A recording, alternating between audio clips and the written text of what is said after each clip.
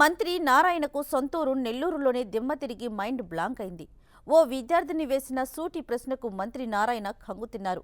Basics చెప్పకుండా IIT foundation course పెడితే ప్రయోజనం ఏంటంటూ ఆ విద్యార్థిని వేసిన ప్రశ్నతో మంత్రి నీళ్లు నమిలారు. పిల్లర్లు వేయకుండా బిల్డింగులు ఎలా కడతారంటూ టీచర్లు కొరతను ప్రస్తావించడంతో దిక్కుతోచని మంత్రి ఆ అమ్మాయిని మరో ప్రశ్న వేయకుండా కూర్చోబెట్టేశారు.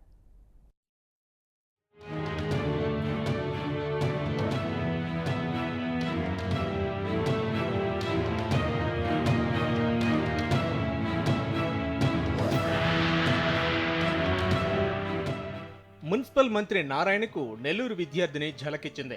సర్కారీ స్కూళ్ల విద్యార్థులకు కార్పొరేట్ పాఠశాలలకు ధీటుగా తీర్చిదిద్దేందుకు నేరుడు జిల్లాలోని మున్సిపల్ ప్రభుత్వ పాఠశాలల్లో ఐఐటి ఫౌండేషన్ కోర్సును ప్రారంభించారు.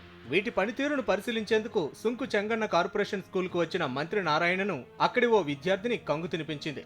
ఇంతవరకు మన మున్సిపల్ స్కూల్స్ లో గవర్నమెంట్ స్కూల్స్ లో వాళ్ళు ఎవరు సెలెక్ట్ కావట్లేదు కదా, ఎలా సార్? అన్ని స్కూల్స్ పరిస్థితి అయితే మాకు తెలీదు.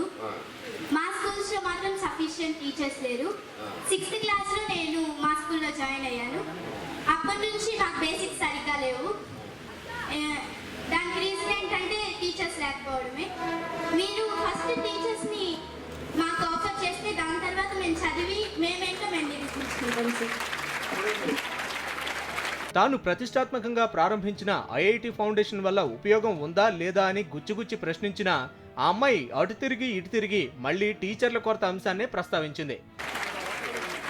ఇప్పుడు ఈ ఫౌండేషన్ చెప్తున్నారు కదా, నీకు అసలు ఉపయోగం ఉందా, ఉపయోగం లేదా?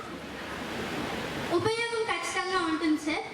మేము ఇంకా డెవలప్ అవ్వాలనే మీరు ఈ ఐఐటి ఆఫర్ చేశారు మాకు, కాబట్టి ఖచ్చితంగా ఉపయోగం ఉంటుంది మాకు.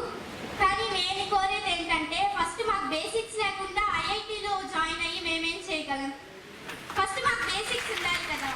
పిల్లర్స్ లేకుండా బిల్డింగ్ నిలబడి, అలాగే బేసిక్స్ లేకుండా సబ్జెక్ట్ రాదు. ఇప్పుడు నువ్వు ఫౌండేషన్ తీసుకోవట్లేదా సార్? పోయిన ఇయర్ 2 months మేము ఫౌండేషన్ తీసుకున్నాం సార్, తర్వాత ఆపేస్తాం సార్. తర్వాత ఇయర్ కంటిన్యూ చేయలేదు? No sir. Okay okay, next ఇంకొకరండి. మంత్రి నారాయణను నిలదీసిన విద్యార్థిని యజ్ఞశ్రీ స్థానిక ఓ ఆటో డ్రైవర్ కుమార్తె. చదువులో ఎంతో తెలివైన చురుకైన అమ్మాయి. 9వ తరగతి చదువుతున్న యజ్ఞశ్రీ ఎత్తి చూపిన టీచర్ల కొరతను తీర్చేందుకు మంత్రి నారాయణ ఇప్పటికైనా కృషి చేస్తారో లేదో వేచి చూడాలి.